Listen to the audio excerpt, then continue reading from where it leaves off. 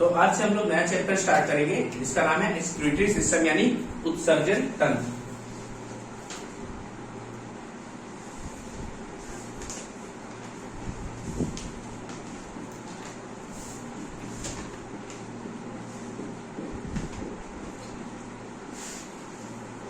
तो उत्सर्जन से आप क्या समझते हैं?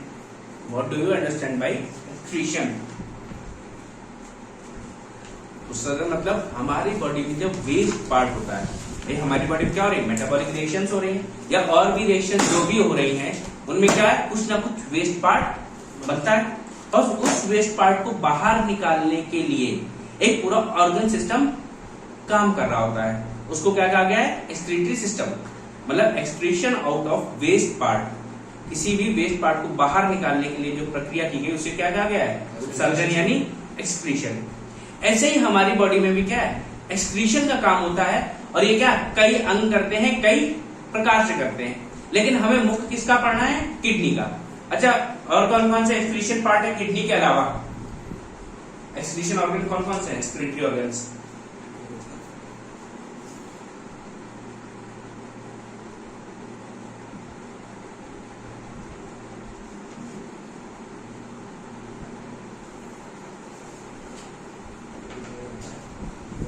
पसीना निकलता है आपके शरीर में? कहां से निकलता है? स्किन।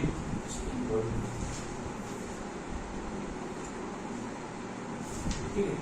लीवर का नाम सुना है? लीवर से लीवर क्या बनाता है? बाइजूस, यूरिया बाइजूस बनाता है, लेकिन वो एक्सक्रीट और क्या करते हैं? बाइजूस निकालते हैं, यूरिया।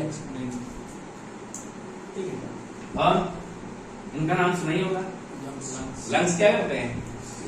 एक्सक्रीशन कर रहे थे ना, CO2 को आउट करते हैं, ऑक्सीजन को अंदर करते हैं। फिर लास्ट में क्या पढ़ना है हमें? किडनी। किडनी तो सबसे यही क्या है? हमारा मेन पार्ट है जो हमें आज के चैप्टर में पढ़ना है। ठीक है। किडनी ये क्या करता है? हमारी बॉडी से नाइट्रोजीनियस बेसिस को एक्सक्रीट आउट करता है। मतलब ऐसे नाइट्रोजीनियस बेसिस नहीं, नाइट्रोजीनियस कंपाउंड, जिन ऐसे कंपाउंड जिनमें नाइट्रोजन हो, और नाइट्रोजन हमारी बॉडी के लिए क्या है? यूजफुल नहीं है, तो उसको बाहर निकालना है। और उसको बाहर निकालने के लिए क्या है? हमारी बॉडी में अलग अलग टाइप की चीजें बनती है। जैसे लीवर ने क्या बनाया? यूरिया, यूरिक एसिड बना, ये नाम सुने ना? हाँ। तो ये सब चीजें क्या होंगी? बाहर निकलनी है। और किसके थ्रू निकलनी है? किडनी के थ्रू। एक क्रेटिनिन का नाम सुना हुआ? जब क्रेटिनिन का अमाउंट क्या होता है? किडनी में बढ़ने लगता है, that means kidney is not functioning well. उस केस में भी क्या होता है? फिर आपको इलाज कराना पड़ता है। और ज्यादा दिक्कत हो रही है, दैट मीन्स आपको फिर डायलिसिस के लिए जाओगे। किडनी फेलियर हो जाता। किडनी फेलियर समझ आता है? ये समझे ना तुम लोग? कोई दिक्कत आता है? ठीक है। तो क्या है? ऐसा अंगों का समूह जो क्या करा रहा हो? उत्सर्जन कराता हो, उसे क्या कहा जाता है? उत्सर्जन तंत्र। ठीक है। तो हमारे बॉडी में कौन कौन से एक्सक्रीटरी ऑर्गन्स हैं?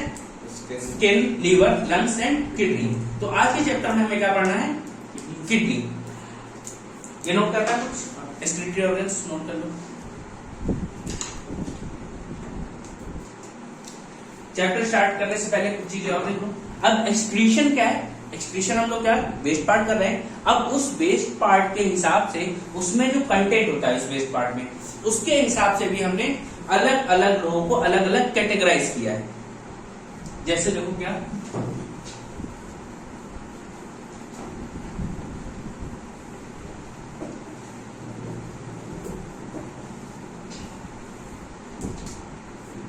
हम कहें अमोनोटेनिक। अमोनोटेनिक क्या है? Those who excretes ammonia. जो लोग अमोनिया का उत्सर्जन करते हैं उनको क्या कहा गया है? अमोनोटेनिक।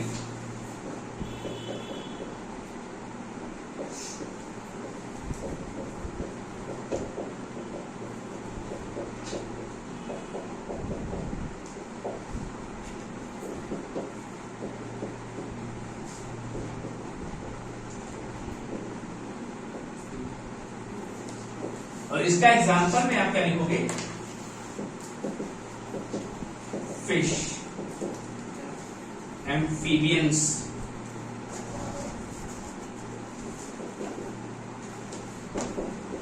ऑक्टोपस,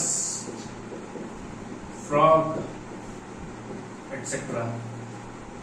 फ्रॉग क्या है? एम्फीबियन ना। इसमें आप अर्थवॉर्म भी लिख सकते हो। अर्थवॉर्म यानी कौन है? केचुआ। ठीक है। फिर इसके बाद अगला है यूरिकोटेलिक। यूरिकोटेलिक क्या है? जो क्या कर रहे हैं? यूरिक एसिड का एक्सक्रीशन कर रहे हैं। Those who excretes uric acid. इसका एग्जांपल क्या है? एप्स। एप्स जानते हो क्या होता है? Apps birds. ठीक है। और रेप्टाइल्स। एप पंछियों को एप्स कहा जाता है। ठीक है, कोई दिक्कत? अगला इसमें हम लोग पढ़ते हैं ureotelic. Those who excretes urea. Urea उत्सर्जन करने वाला क्या कहा जाता है? यूरियोटेनिक। और इसमें कौन आता है? मैमल्स। मैमल्स आ गए तो मतलब हम। कोई दिक्कत? लास्ट है इसी में guanotelic. Those excretes guanine. Guanine याद है? What is guanine? डीएनए पढ़ा था? डीएनए वहां पर मैंने आपको बताया था कि नाइट्रोजीनियस बेस होता है। ठीक है। और कुछ ऐसे जीव होते हैं जो क्या करते हैं? ग्वानिन का एक्सक्रीशन करते हैं। इसका एग्जांपल है आपका स्पाइडर एंड स्कॉर्पियन।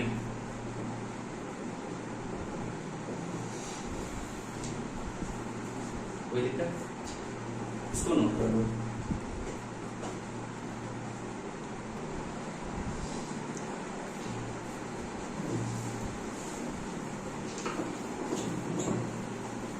अब इसके बाद देखो हम ह्यूमंस में क्या क्या एक्सक्रीट आउट हो रहा है। ह्यूमंस में हम यूरिन के साथ क्या क्या एक्सक्रीशन करते हैं। ह्यूमन क्या हमने बात की? क्या हम लोग बेसिकली किसकी बात कर रहे हैं? किडनी की बात कर रहे हैं यहाँ पे। और किडनी में हम mostly nitrogen compound, nitrogenous compound excrete करते हैं। तो नाइट्रोजीनियस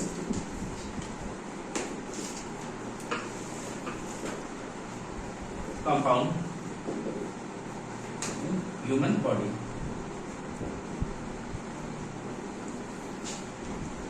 तो सबसे पहले मैंने क्या बताया था? यूरिया। यूरिया का फॉर्मूला पता है? NH2CO NH2।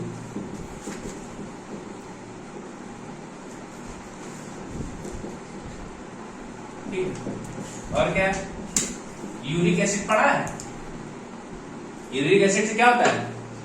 यूरिक एसिड जब आपकी बॉडी में बढ़ जाता है तो आपको जॉइंट्स में पेन होने लगता है, यानी गाउट की प्रॉब्लम होती है, जिसे हम लोग हिंदी में बोलते हैं गठिया। गठिया रोग किसकी वजह से होता है? यूरिक एसिड की वजह से। ठीक है।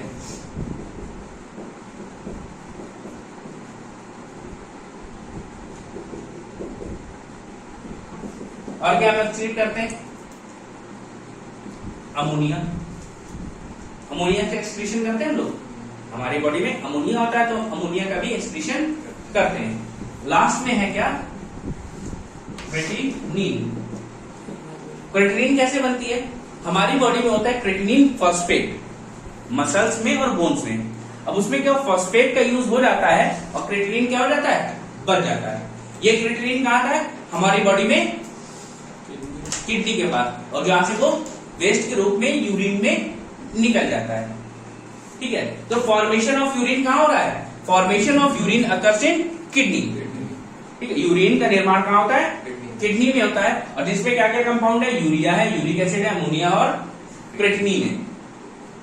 यही सब हमें निकालना है। और क्रेटिनिन का अमाउंट बढ़ना मतलब हमारी किडनी ठीक नहीं है। ठीक है, या किडनी का फंक्शनिंग ठीक ना हो तो भी क्या होगा समस्या, ये अभी आपको पता चल जाएगी। इसको नोट कर लो।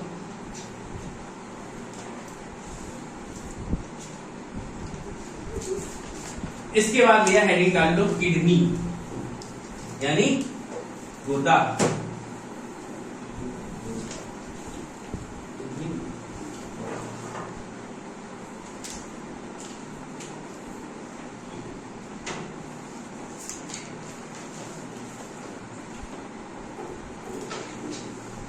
इससे पहले तुम लोगों ने चैप्टर पढ़ा था फेफड़ा, आज पढ़ोगे गुर्दा। ठीक है, एक दिन जिगर भी पढ़ाएंगे। जिगर क्या होता है पता है? लीवर। अच्छा, हाँ, अजय देवगन भाई साहब मूवी बना दिया जिगर, समझ रहे हो? क्या हम लोग किडनी की बात कर रहे हैं, तो स्टडी ऑफ किडनी सो क्या बोला जाता है? नेफ्रोलॉजी। ठीक है, अब ह्यूमन के पास कितनी किडनी होती है? 1 पेयर। हाँ 2 ही है, कोई दिक्कत है? हिला दूंगा, कैमरा हिलाना अच्छी बात नहीं है, बाकी सब ठीक है। ठीक है, बाकी सब मैं बर्दाश्त करता हूँ। स्ट्रक्चर ऑफ किडनी कैसा होता है? Bean like structure. एक बीन की तरह थी, राजमा देखा? राजमा वैसे ही होता है, बीन की तरह होता है। किडनी का weight 170 gram each. Colour reddish brown. Brown होगी लेकिन लालिमा इनमें ज्यादा होती है। ठीक है, कोई दिक्कत यहाँ पे? अब इनकी लोकेशन क्या है, स्थिति क्या है आपकी बॉडी में? तो लोकेशन की बात करो तो ये आपकी रिब्स आई, ये रिब्स खत्म हुई, ऐसे स्टमक के यहाँ पे पीछे साइड होती है किडनीज आपकी, दोनों पीछे साइड, डॉर्सल एब्डोमिनल साइड पे होती है दोनों। ठीक है, और इस स्पेस को बोलते हैं पेरिटोरियल कैविटी।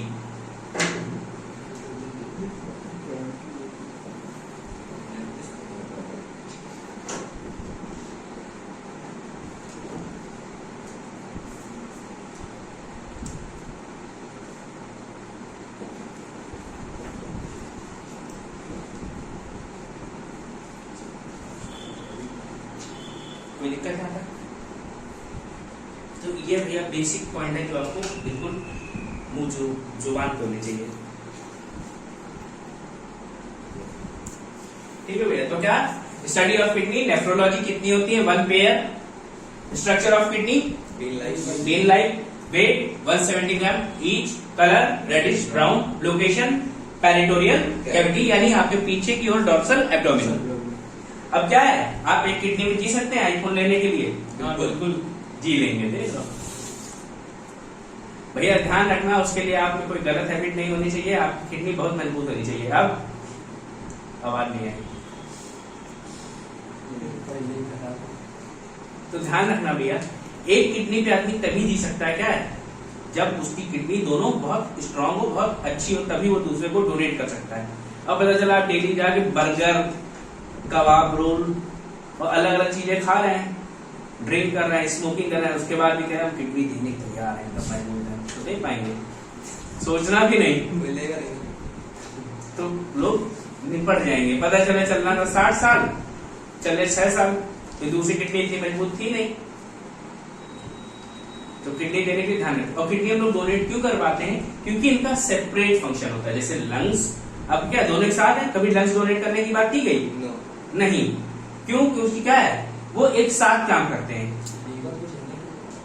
लीवर का पार्ट डोनेट, लीवर तो हम एक ही होता ना, लीवर का हिस्सा काट के गया, उसकी सेल्स क्या होती है, सबसे तेज डेवलप होती है, इसलिए उसको डोनेट किया जाता है। लेकिन यहाँ किडनी क्या है, किडनी आप एक दे दोगे तो भी दूसरी किडनी अपना काम लगातार करती रहती है। लेकिन लंग्स के केस में क्या है, दोनों काम तो अलग कर रहे हैं लेकिन वो जुड़े एक साथ होते हैं। इसकी वजह से अगर आपने एक भी निकाल दिया तो हो सकता है दूसरा भी काम ना करे और निपट जाएंगे। लेकिन किडनी के केस में ऐसा नहीं होता, ये सेपरेटली काम करती है, कोई दिक्कत। अब देखो किडनी की जो सबसे स्मॉलेस्ट यूनिट होती है उसको क्या कहा जाता है, उसको बोलते हैं नेफ्रॉन। जैसे मैंने क्या बताया था आपको, जब लंग्स पढ़ाए थे तो वहां पे आपको सबसे छोटी यूनिट क्या बताई थी, एल्वियोली। और एक लंग में कितनी एल्वियोली होती है, ऑलमोस्ट 1 लाख। लेकिन यहां पे क्या है, smallest unit of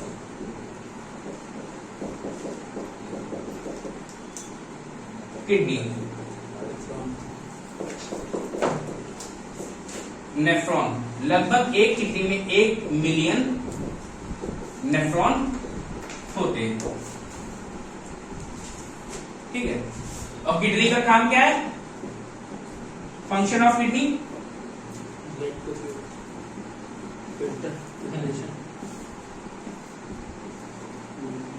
blood filtration. अच्छा, किसी के मन में डाउट नहीं आया कि लंग्स ने भी तो कुछ काम किया था, ब्लड फिल्ट्रेशन। उन्होंने क्या किया था, ऑक्सीजन ऐड की थी, उन्होंने ब्लड का प्यूरिफिकेशन किया था, CO2 को बाहर करके ऑक्सीजन को ऐड करके। और इन्होंने क्या किया है, इन्होंने सिर्फ छाना है, ब्लड फिल्ट्रेशन किया है। ध्यान रखना, लीवर क्या करता है, कुछ भी। चलो लीवर पढ़ा दे, कुछ भी समझ जाओगे, ठीक है। तो क्या है, फंक्शंस ऑफ किडनी। किडनी में क्या है, ब्लड फिल्ट्रेशन का काम करता है। अगर आपको ब्लड प्यूरिफिकेशन का पूछेगा तो आप लंग्स ही लगाओगे ऑप्शन में, लेकिन ब्लड फिल्ट्रेशन आ जाए तो किडनी, कोई दिक्कत नहीं आता। अब देखो किडनी का काम क्या होता है, ये हमारी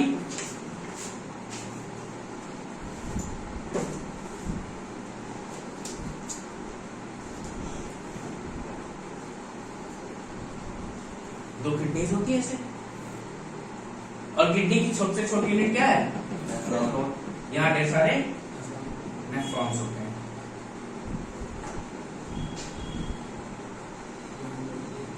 और ये क्या है, दो डक्ट जुड़ी होती है इसमें, जो पाइप जुड़ी होती है। अब क्या है, आपका ब्लड किडनी में आता है, जैसे हार्ट से क्या होगा, हार्ट से किडनी में आपका ब्लड आता है, किस लिए, फिल्ट्रेशन होने के लिए। क्यों, आपके ब्लड में कुछ अच्छी चीजें थी, क्या, ग्लूकोज था, याद है,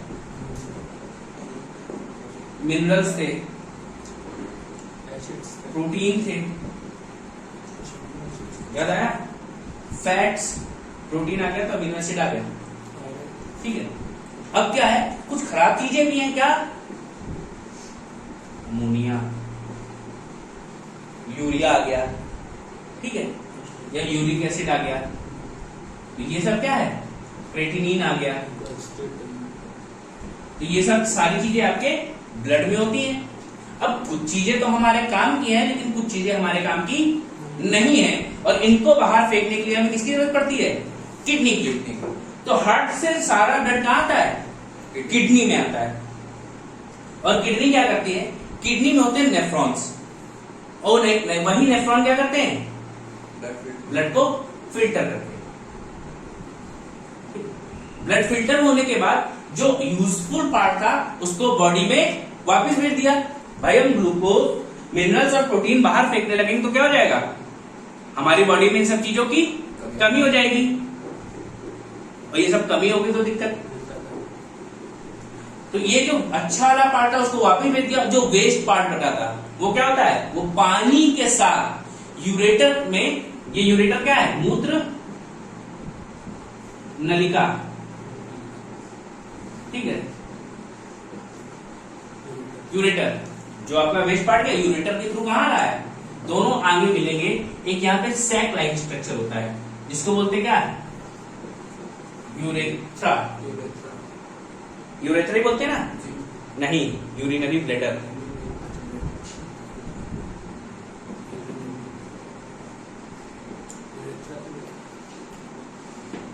ठीक है। और फिर ये निकलता कहां से, ये निकलता है यूरेथ्रा से।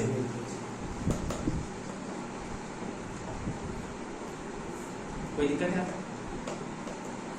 तो ये ध्यान रखना, पूछा जाता है passage of urine, kidney, kidney से यूरेटर, यूरेटर से यूरिनरी ब्लैडर, देन यूरेथ्रा से पास हो जाता है। इसको नोट कर लो।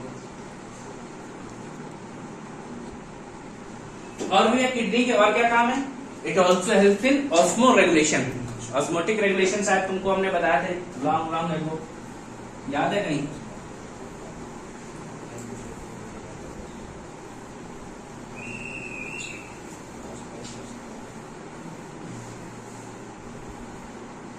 ऑस्मोटिक रेगुलेशन नहीं भूल गए? रेगुलेशन ऑफ आयंस, आपकी बॉडी में आयंस हैं, उनको रेगुलेट करेगा तो क्या है, उसी को ऑस्मोटिक रेगुलेशन करते हैं, उसमें भी किडनी हेल्प करती है। ठीक है, तो क्या kidney helps in osmotic regulation.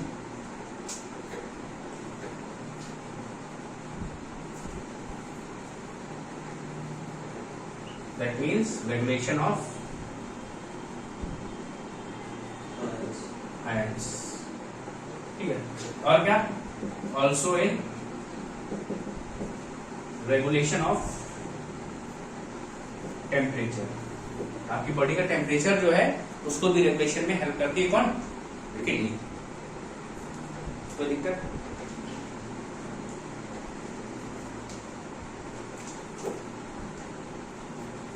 इसको लेकर जल्दी फटाक से, इसको आगे बढ़ते हैं हम लोग नेफ्रॉन का स्ट्रक्चर पढ़ते हैं।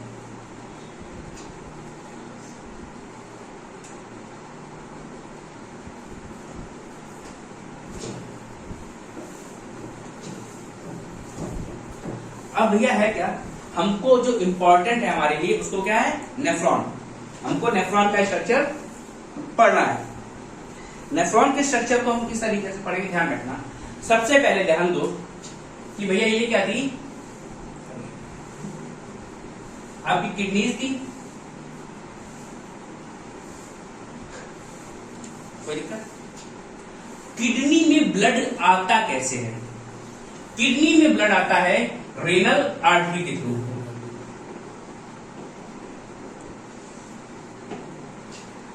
भाई जब हार्ट से ब्लड आया कहां? किडनी में, तो किसके थ्रू आएगा? रेनल आर्टरी के थ्रू। और अगर इससे निकलेगा तो किससे निकलेगा? Renal vein. कोई दिक्कत? रेनल आर्टरी के थ्रू आया, रेनल वेन के थ्रू गया। अब देखो, अब यही रेनल आर्टरी आगे पूरी किडनी में छोटे छोटे पार्ट्स में डिस्ट्रीब्यूट हो जाती है, जिसे कहा जाता है एफरेंट आर्ट्रियोल।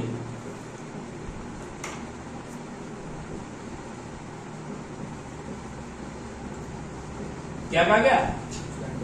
Efferent arteriole. ये क्या है? रेनल आर्टरी का हिस्सा है। भाई जब रेनल आर्टरी बड़ी सी थी, यहां नेफ्रॉन कितने हैं? 1 मिलियन। सबको ब्लड देना है, और सबको ब्लड देना तो कैसे दोगे? अलग अलग डिवाइड हो गए। जब इसका डिवीजन हुआ तो आर्टरी का जो छोटा नाम होता है वो होता है आर्ट्रियोल, और जब किडनी में आई तो उनको कहा गया एफरेंट आर्ट्रियोल। वहीं हम बात करें रेनल वीन। रेनल वीन क्या कर रही है? ब्लड बाहर इसे निकालेगी, लेकिन इससे पहले, ये बड़ा हिस्सा बनने से पहले ये अंदर क्या होंगी? छोटे छोटे पार्ट में डिवाइड होंगी। उनको कहा जाता है इफरेंट आर्ट्रियोल। Efferent, EFFERENT। कोई दिक्कत है? क्या कहा गया इनको? Efferent arteriole. भाई ब्लड बाहर भी निकालना, ब्लड अंदर भी जाना, तो अंदर का किससे? एफरेंट से, बाहर निकला इफरेंट से। ठीक भैया, कोई दिक्कत है यहां तक? अब हमें क्या पढ़ना है, देखो अब हम नेफ्रॉन की स्ट्रक्चर की बात करेंगे। ये मैंने बता दिया, ये नेफ्रॉन में भी अब आपको बताएंगे।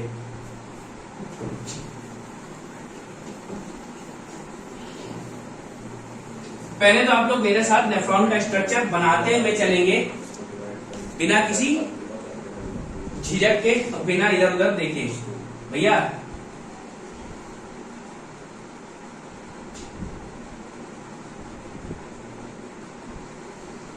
तो ये क्या शी शेप का स्ट्रक्चर है, जिसे कहा जाता है बोमेन्स कैप्सूल। हाँ, बोमेन्स कैप्सूल।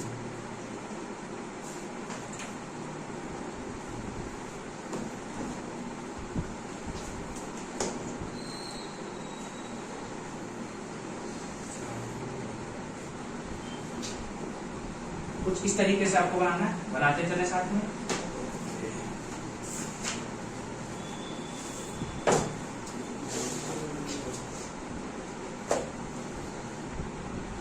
कुछ इस तरीके से बनता है आपका क्या, ये नेफ्रॉन है, पूरा का पूरा नेफ्रॉन है।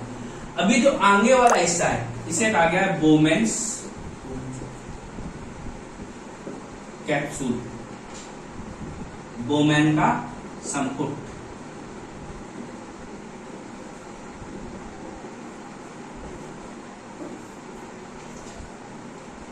अब इसी में क्या होते हैं, छोटे छोटे फिल्टर्स होते हैं।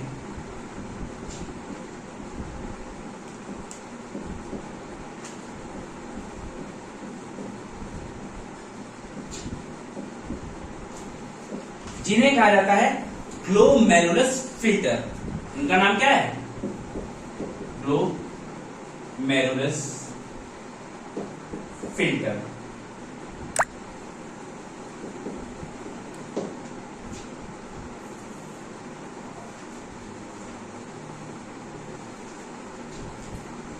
तो ये जो ग्लोमेरुलस फिल्टर होता है, सबसे इंपॉर्टेंट काम इसी का होता है।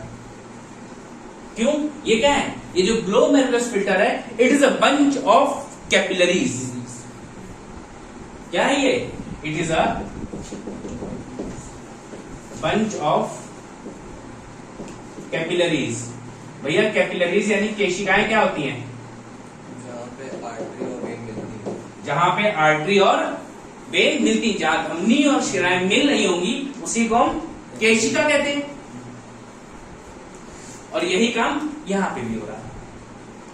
अब देखो क्या भैया, यहां पे भैया इसमें ब्लड आना है, और ब्लड आएगा तो किससे, एफरेंट आर्ट्रियोल से। अगर इससे ब्लड बाहर निकालना है तो इफरेंट आर्ट्रियोल से। कोई दिक्कत नहीं आता।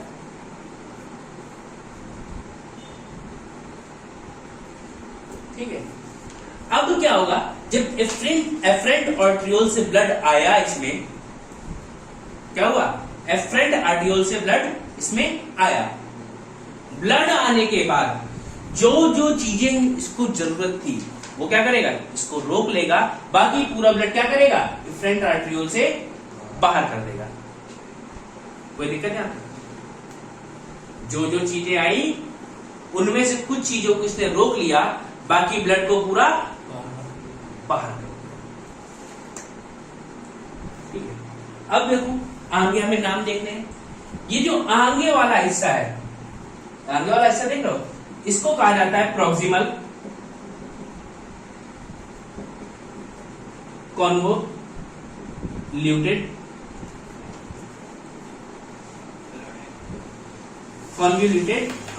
ट्यूब्यूल।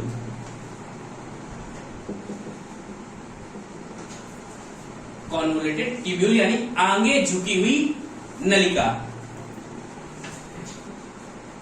आगे झुकी नलिका। कोई दिक्कत, प्रॉक्सिमल कॉन्वोल्यूटेड ट्यूब्यूल, ये जो पूरा हिस्सा इसको क्या कहा गया है, प्रॉक्सिमल कॉन्वोल्यूटेड ट्यूब्यूल। अब देखो भैया, प्रॉक्सिमल कॉन्वोल्यूटेड ट्यूब्यूल के भी दो भाग हैं भाई, इसको क्या पीसीटी कहा गया। अब ये जो पीसीटी है, ये दो भागों में बटा हुआ है। एक होता है डिसेंडिंग लिम्ब, दूसरा होता है असेंडिंग लिम्ब। अब देखना, ये जो आपका ऊपर वाला हिस्सा जा रहा है, ये दिख रहा है, इसको ऊपर वाले हिस्से को कहा जाता है डिसेंडिंग लिम्ब।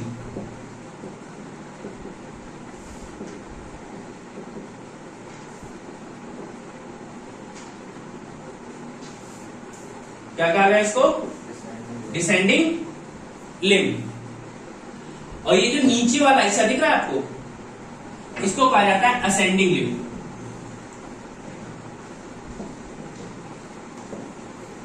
ठीक है, ये अवरोही और ये आरोही है। डिसेंडिंग यानी अवरोही, असेंडिंग यानी आरोही। ठीक है, कोई दिक्कत? और ये जो बीच में आपको लूप जैसा दिख रहा है, इसको नाम दिया गया है loop of Henle. Loop of Henle या हेनले का झूला।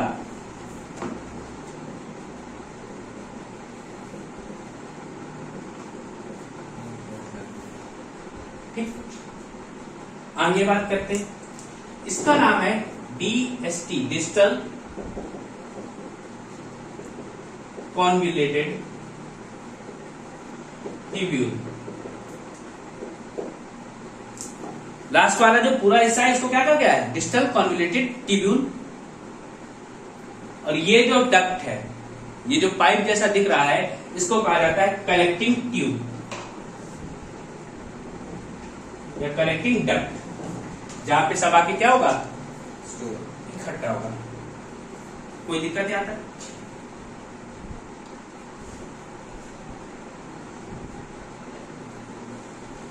इसको अच्छे से बना लो, फिर आगे की बात करते हैं। तो भैया मैंने क्या बताया था? एफरेंट आर्ट्रियोल से ब्लड आया, जिसमें क्या क्या था? सब कुछ था। Glucose, mineral, protein, amino acid, urea, uric acid, creatinine, impurities के साथ सब कुछ था। ये सब कुछ आया कहा? बोमेन्स कैप्सूल में। यहाँ पे क्या है? ये बंच ऑफ कैपिलरीज है, जिसे क्या कहा गया है? ग्लोमेरुलस फिल्टर कहा गया है। ये भाई साहब क्या करते हैं? इस ब्लड से जो चीजें, ब्लड को फिल्टर करते हैं, और जो चीजें नहीं जरूरत है उसको यहीं रोक लेते हैं। उसको यहीं रोका, और वो क्या क्या था? अमोनिया था, यूरिक एसिड था, और क्या होगा? क्रेटिनिन था, और क्या होगा? बस कुछ ग्लूकोज नहीं रुकेगा, वाटर नहीं चाहिए, वाटर भी तो रुकेगा, और सब कुछ रुकता है तो कुछ मिनरल्स भी रुकते हैं। भाई कोई भी चीज फिल्टर करो तो कंप्लीटली नहीं होती है, कुछ ना कुछ चीजें साथ में रह जाती है। तो भैया क्या हुआ? एक बार ब्लड आया, ब्लड होने के बाद यही फिल्टर हुआ, तुरंत एफरेंट आर्ट्रियोल से बाहर हो गया। अब जो बचा हुआ पार्ट है, बचा हुआ पार्ट में क्या था? ग्लूकोज, मिनरल सब कुछ था। तो जैसे ही वो कहां पहुंचा? पीसीटी में। पीसीटी में पहुंचेगा तो ये भैया क्या करेगा? ये आपके अमीनो एसिड और ग्लूकोज को एब्सॉर्ब करेगा। पीसीटी में क्या होगा? Absorption of glucose and amino acid. कोई दिक्कत? ग्लूकोज और अमीनो एसिड को क्या करेगा? अवशोषित कर लेगा, और भैया बॉडी में जहां जरूरत है वो क्या करेगा? सेंड कर देगा। फिर भी मान लो सपोज दैट आपकी बॉडी में ग्लूकोज का अमाउंट ज्यादा है, और वो ग्लूकोज क्या कर रहा है? एब्जॉर्ब नहीं कर पाता है। उस केस में क्या होता है? ग्लूकोज आपके यूरिन में निकलता है, और ऐसे केस में क्या पता चलता है? जहां आप यूरिन कर रहे हैं वहां पे चींटियां लग रही हैं, तब आपका ये एक इंडिकेशन है कि आपको डायबिटीज है।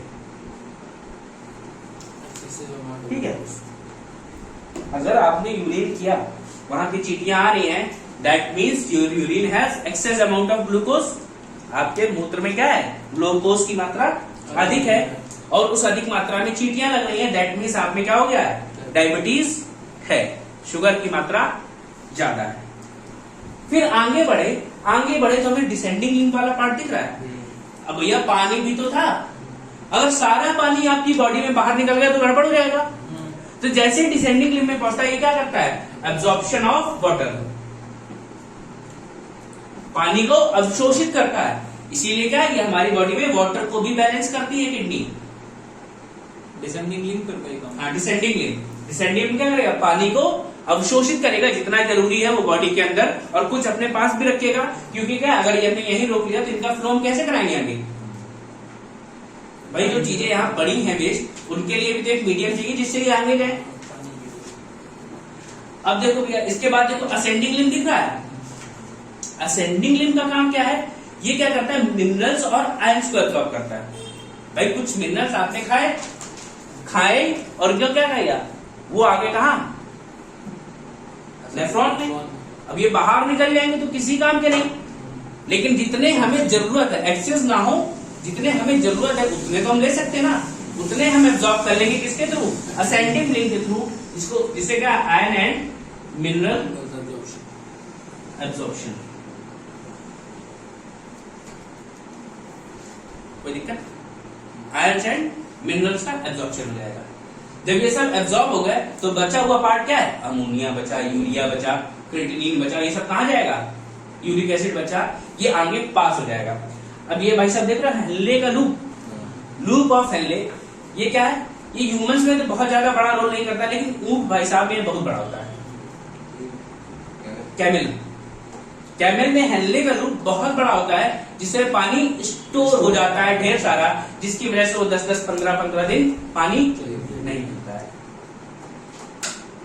ठीक है, फिर ऐसे ही डिस्टल कॉन्वोल्यूटेड ट्यूब्यूल, पीछे झुकी हुई नलिका का भी कोई काम नहीं है, इसे क्या करती है, आगे पुश करेगी, ये कलेक्टिंग डक्ट में यूरिन का कलेक्शन करवाती है। ठीक है, और यहाँ जो कलेक्ट हो रहा है वो क्या है, यूरिन है। ठीक भैया, और यही यूरिन क्या करेगी, आपकी यूरेटर से पास होते हुए यूरिनरी ब्लैडर में जाएगी, यूरिनरी ब्लैडर से यूरेस्ट्रा के थ्रू बॉडी से बाहर हो जाएगी। बस इतना ही फंक्शन है इसका, एक बार नोट करो, एक बार और समझाते हैं।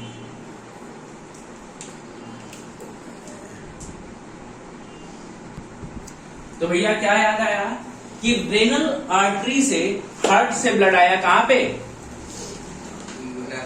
नेफ्रॉन में, और फिर ये क्या हुआ, ये रेनल आर्टरी किसमें डिस्ट्रीब्यूट हो गई, एफरेंट आर्टरियोल्स में, बहुत सारी एफरेंट आर्टरियोल्स बन गए, और ये एफरेंट आर्टरियोल्स क्या की अलग अलग नेफ्रॉन से जुड़ गई, उनको ब्लड दिया जाके, जिस ब्लड में क्या था, आपके काम की चीजें भी थी और जो यूजफुल नहीं थी वो भी थी, सब कुछ बता था मैंने, glucose, minerals and ammonia, uric acid, creatinine, ये सब बताया। और ये सब आया जब यहाँ पे, तो इसमें क्या हुआ, जो वेस्ट पार्ट है, जो हमें जरूरत नहीं थी, उसको इसने रोकने का प्रयास किया, जितना रोक पाया उसको रोक लिया, बाकी इसको एफरेंट आर्टरियोल से ब्लड को बाहर कर दिया। बाहर करने के बाद जब उसने वेस्ट पार्ट को रोका, तो उसके साथ हमारा कुछ यूजफुल पार्ट भी रुक गया भैया। तो उसको क्या किया, ये ग्लोमेरुलस फिल्टर ने इसको फिल्टर किया था, और ग्लोमेरुलस फिल्टर क्या था, ब्रांच ऑफ कैपिलरीज। फिल्टर होने के बाद आगे गया किसमें, पीसीटी, प्रॉक्सिमल कॉन्वोल्यूटेड ट्यूब्यूल्स में, आगे झुकी हुई नलिकाओं में गया। तो जैसे ही ये गया, तो इसको सबसे पहले क्या किया, इसने ग्लूकोज को और अमीनो एसिड्स को एब्जॉर्ब कर लिया, यानी अवशोषित कर लिया, ये वेस्ट ना हो। अगर यही ग्लूकोज हमारी बॉडी में ज्यादा हो तो जितना जरूरी है उतना ही हम लेंगे, बाकी बाहर आने लगेगा यूरिन के थ्रू, और वहां चीटियां लगती है, हमें पता चलता क्या है, हमारी बॉडी में डायबिटीज है, हाइपरग्लाइसेमिया है। याद आया?